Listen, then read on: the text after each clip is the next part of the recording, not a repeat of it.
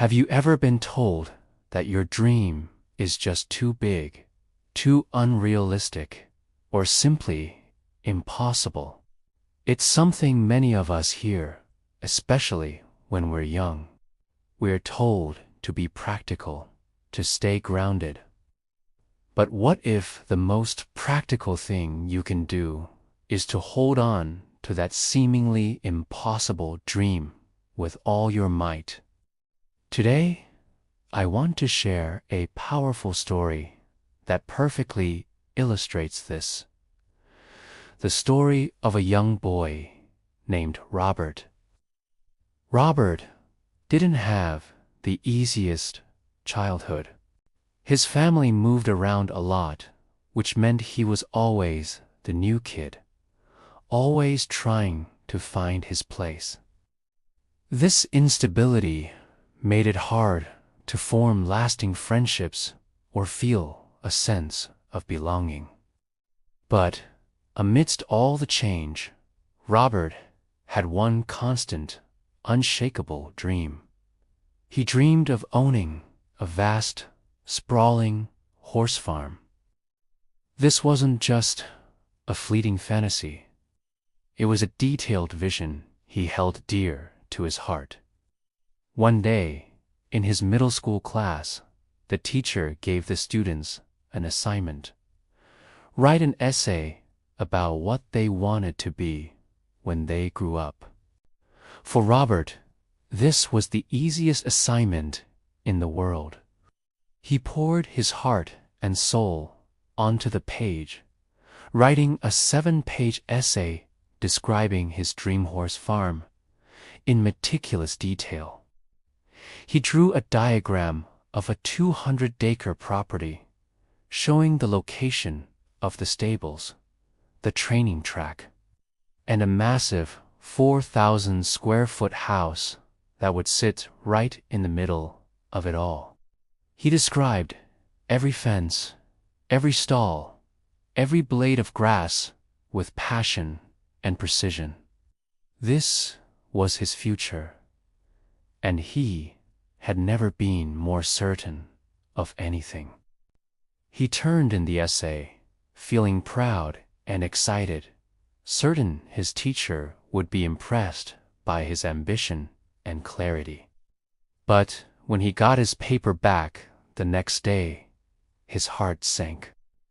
Scrawled across the top, in bold red ink, was a giant F. Below it, a note from the teacher read, "See me after class."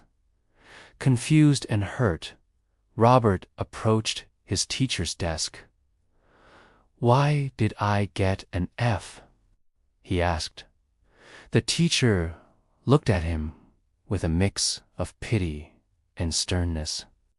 "Robert," she said, "this dream is completely unrealistic for a boy from your background.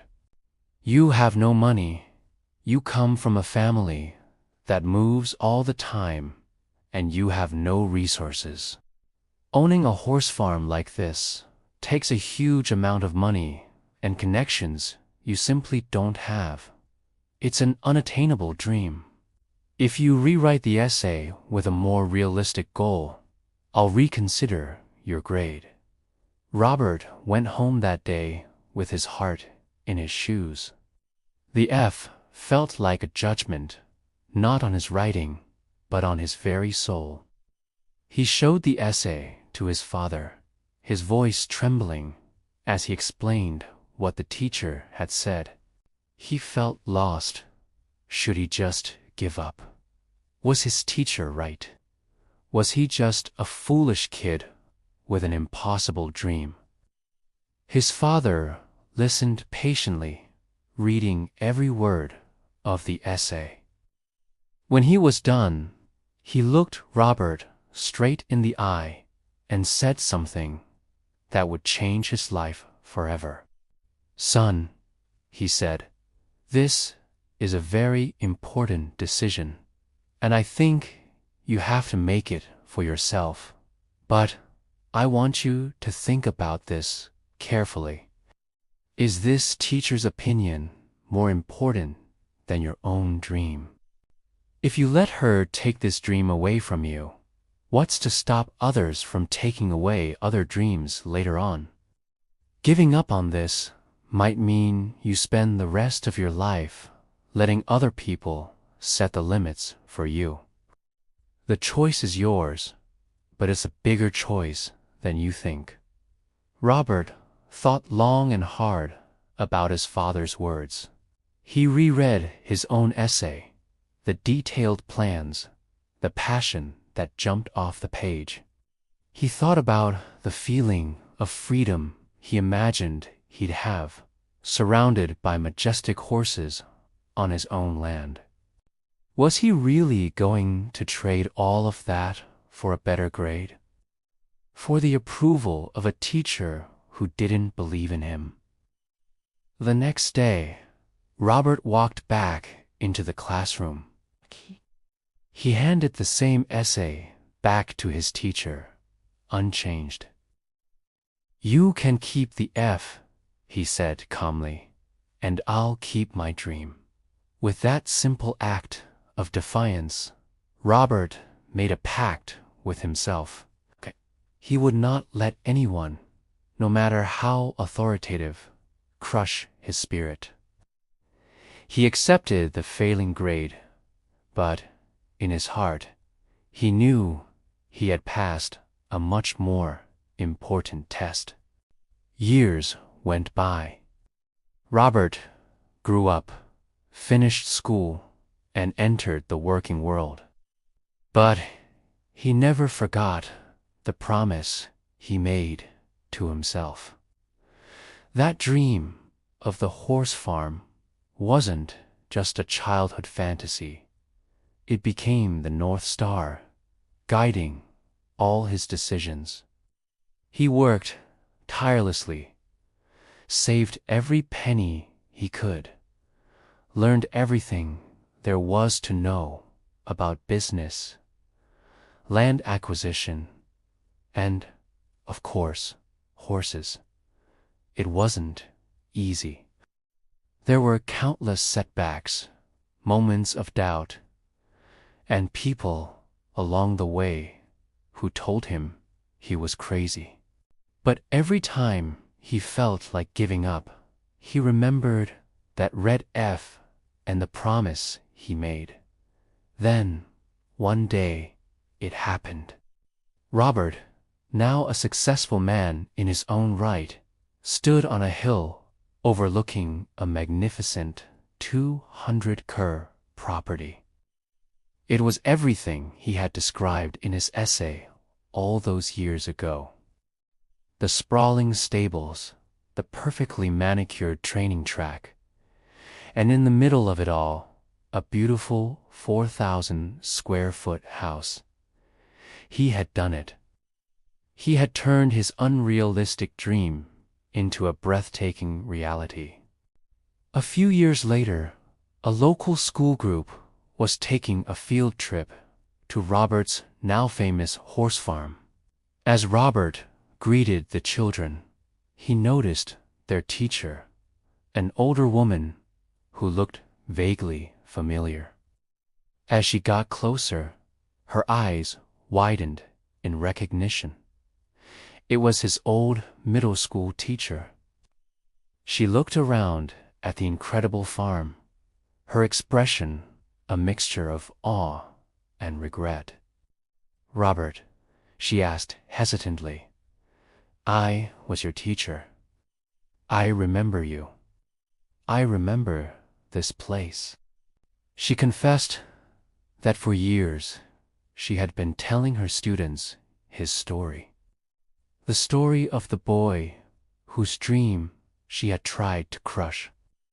"I was a dream stealer back then," she admitted, her voice filled with emotion. "I'm so sorry.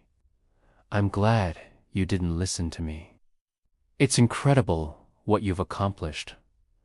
Robert just smiled.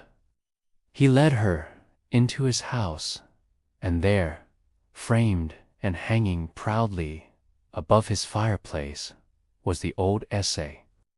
The 7 pages of detailed plans, the hand-drawn diagram, and right on top, the big, bold, red F. "Why did you keep it?" she asked, tears welling in her eyes. Robert looked at the framed paper, not with bitterness, but with a sense of triumph. "I kept it," he explained, "as a reminder. Not a reminder that you were wrong, but a reminder that you should never let anyone else define your future. The only person who holds the key to your dream is you." Robert's story is a powerful testament to the strength of the human spirit. It teaches us that our dreams are not frivolous fantasies. They are the blueprints for our future.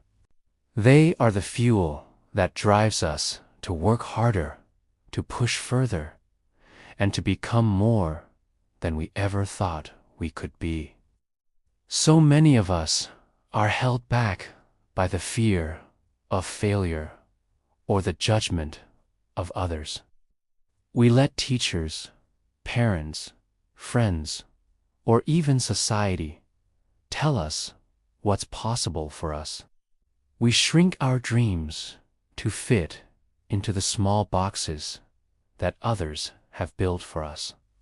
But Robert's story screams a different message. Your dream is valid. Your vision is worth fighting for. Think about it. What dream have you put on a shelf because someone told you it was unrealistic? What passion did you abandon because it didn't seem practical? Maybe it's time to take that dream down, dust it off, and look at it again. That red F in Robert's life became his badge of honor. What if your greatest rejection could become your greatest motivation? The path to achieving a big dream is never a straight line. It's filled with challenges, sacrifices, and moments where giving up seems like the only sensible option. But those who succeed are the ones who, like Robert, decide that their dream is non-negotiable. They understand that hard work, perseverance, and an unshakable belief in oneself are the ingredients that turn the impossible into the inevitable. So, the next time someone scoffs at your ambition or tells you to be more realistic, remember Robert and his horse farm. Remember his father's wise words. Don't let anyone else set your limits. Hold onto your dream. Nurture it, plan for it, work for it, and protect it fiercely. Because that dream you holding onto is unteased, your future waiting to be built. Thanks so much for watching. If this story resonated with you, hit that like button and subscribe for more inspiring content. And share in the comments below. What's a dream you redetermined to never give up on? I'd love to hear about it. See you in the next video.